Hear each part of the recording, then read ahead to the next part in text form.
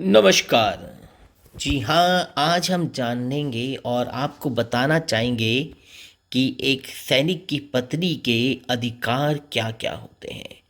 मुझे कई बार कई लोगों ने प्रश्न पूछे, कई ऐसी औरतें होती हैं जिनको ये नहीं पता कि एक सैनिक के साथ शादी करने के बाद उसे जीवन में कौन-कौन से अधिकार मिलेंगे और उसको ऐसी कौन-कौन सी चीज़ें हो उनके पास होनी चाहिए जिससे उनका वो फ़ायदा उठा सकती है।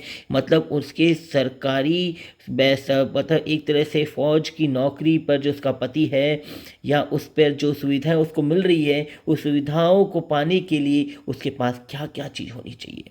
जी हाँ, सैनिक की पत्नी, यस, सैनिक की पत्नी होने के नाते हम सभी को व्यक्तिगत बातों की जानकारी अवश्य होनी चाहिए। जैसे आपका पति जिस भी फ़ौज में हो, चाहे आर्मी, नेवी, एयरफोर्स, उसका सर्विस नंबर आपको पता होना चाहिए, दैट इज़ आर्मी नंबर और सर्विस नंबर, इसकी आपको जानकारी होनी चाहिए। और अगर हम बात करें इसके अंदर दूसरा है पहचान पत्र का नंबर, आपका जो ये होता है इसमें पहचान पत्र का नंबर होना चाहिए। सीडीए अकाउंट नंबर ये पता होना चाहिए आपको। पैन कार्ड नंबर पता होना चाहिए आपको। सीएसटी स्मार्ट कार्ड जॉइंट होना चाहिए, मतलब पति और हस्बैंड और वाइफ दोनों के नाम से जॉइंट अकाउंट होना चाहिए। सैलरी अकाउंट नंबर भी पता होना बहुत ज़रूरी है। आपके पति की सैलरी किस खाते में आती है, उसका अकाउंट नंबर क्या है, इसके बारे में आपको पता होना चाहिए। स्वयं का को आयकर रिटर्न का भरना आना चाहिए, मतलब स्वयं को भी आयकर return, because if know that the I return, that is ITR return करने के बारे में भी जानकारी आपको होनी चाहिए। तो these are the general things that we should know कि what is the service number, what is the ID card number, what is the CD account number, PAN card number, smart card, SCSD card, smart card number and salary account number, and this all these things should be known very clearly to each and every person। एक किसी भी नारी को जिसे का पति फौज में काम करता हो, सैनिक हो, उसको इसकी जानकारी होना आवश्यक है। आइए दूसरी चीज़ हम जानते हैं, दूसरा सवाल हमारे सामने है कि शादी होने के बाद आवश्यक कागजी कार्रवाई की जानकारी किस प्रकार से होती है। जैसे कि आपको पता होना चाहिए कि आपके पास कानूनी न्यायालय में रजिस्ट्रार के पास शादी का पंजीकरण होना जरूरी है, ये सभी को पता है कि शादी का पंजीकरण होना आवश्यक होता है। दूसरी बात है, यूनिट में, जो भी यूनिट में है उस यूनिट के अंदर आपके पास ये शादी का दैनिक पार्ट टू ऑर्डर और पार्ट टू ऑर्डर नंबर की जानकारी होनी चाहिए, पार्ट टू ऑर्डर नंबर की जानकारी होनी चाहिए। जी हाँ, ये तो हो गया दूसरा। कहते हैं डीएसओपी, दैट इज हम इसे कहते हैं defence service officer provident fund या arm force provident fund, arm force provident fund या AGI fund, that is arm force insurance fund. इन सब की जानकारी आपको, नाम की बदली की जानकारी होनी चाहिए। अपनी सभी चल अचल संपत्ति में नाम बदली करना चाहिए, जैसे जो भी नाम है उसमें करवाना चाहिए। आश्रित कार्ड को बनाना चाहिए, दैट इज डिपेंडेंट कार्ड होना चाहिए फौज में। स्वास्थ्य चिकित्सालय card, that is ECHS card और हेल्थ कार्ड होना चाहिए।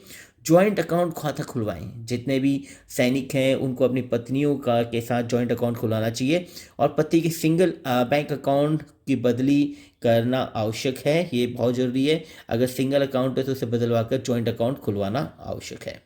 जी हाँ, और यदि बीमा पॉलिसी है और अन्य किसी तरह की पॉलिसी है, वित्तीय बचत कोई पॉलिसी है, तो उसमें नामांकन पत्नी का भी कराना चाहिए। और उसमें सिक्योर, मतलब कि आपका डेट इज़ गारंटी रिटर्न, और that is the main person जिससे कि उस पॉलिसी का बेनिफिट है, उसमें नाम बदलवाना करना जरूरी। शादी के बाद बच्चे के जन्म पर उसके नाम तथा जन्म तिथि के साथ दैनिक पार्ट टू ऑर्डर होना करवाना चाहिए।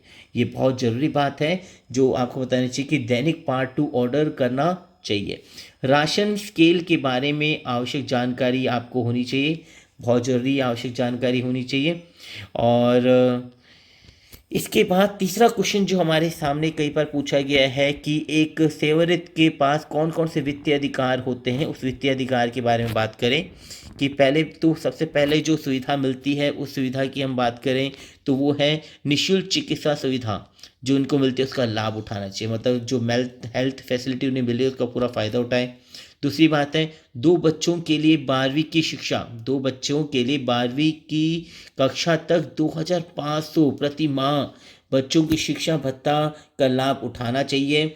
छात्रावास अनुदान भत्ता ले सकते हैं आप। एजीआई के परिपक्वता से पहले, मतलब कि आपका जो आर्म्ड इंश्योरेंस है, जनरल इंश्योरेंस है, जो भी आपका that is group insurance fund है, उसके अकॉर्डिंग जो आर्मी ग्रुप इंश्योरेंस फंड है, उसके पहले बच्चों की शिक्षा शादी के लिए 50% की परिपक्वता लाभ ले सकते हो आप। ड्यूटी के दौरान अगर कोई हेल्थ आवास सुविधा मिली हुई है या फील्ड पोस्टिंग के समय पृथक परिवार आवास की सुविधा का लाभ उठा सकते हो आप इसके अंदर। इसमें आपको पूरी सुविधा गवर्नमेंट द्वारा दी जाती है। और छुट्टी जाते समय आप फ्री रेलवे और फ्लाइंग मतलब फ़्लाइट की सुविधा का भी लाभ उठा सकते हो। और दूसरी बात यही नहीं, आप अपने आश्रितों के, जो आपके अंदर आश्रित है, चाहे आपका भाई बहन हो छोटा या माता पिता सहित सभी का निःशुल्क चिकित्सा सुविधा का भी लाभ उठा सकते हो। अगर कोई शारीरिक विकलांग पति है के साथ यदि यात्रा करते समय आप उसका पूरा खर्चा सरकारी सुविधाओं के अनुसार होता है। तो ये एक पहला पार्ट 1 था हमारा, जिसका हमारा मूल मकसद ये था कि सैनिक की पत्नी को क्या क्या अधिकार मिलते हैं। जी हाँ, धन्यवाद।